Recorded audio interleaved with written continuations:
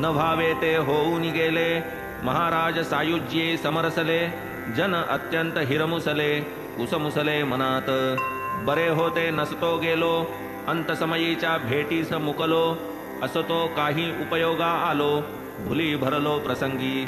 ऐशा नानाविध विचारांनी खिन्न झाला जो तो मनी, बाबांच्या काय अंतःकरणी असेल ते कोणी जाणावे।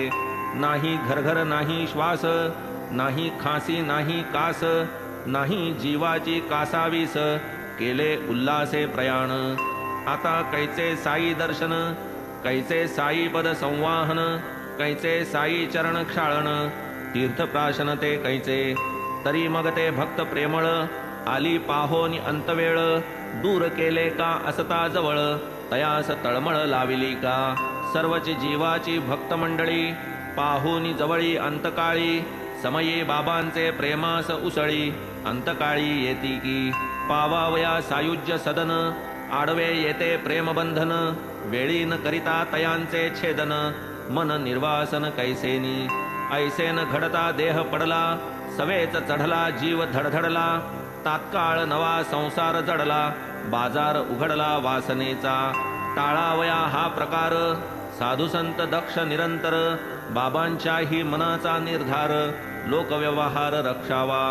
अंतकाळी हीच सावधता, शांतता आणि एकांतता, ध्येयमूर्ती यावी चित्ता, विक्षेपता विरहित।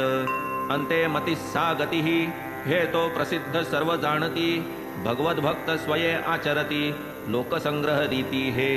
अवकाश 14 दिवस राहिला, काळ बाबांचा जवळ आला, म्हणून बाबांनी वझे योजिला, वाचावयाला रामविजय। मशिदीत वझे बैसले, पोथी पारायण सुरू झाले, बाबा श्रवण करू लागले, दिवस गेले की 8। पुढे बाबा आज्ञा करीत, पोथी चालवा अस्खलित, ऐसे 3 दिवस रात, वझे ती वाचित राहिले। पूर्ण 11 दिवस बैसले, पुढे अशक्तपणे ते थकले, वाचता वाचता कंटाळले, ऐसे गेले 3 दिन।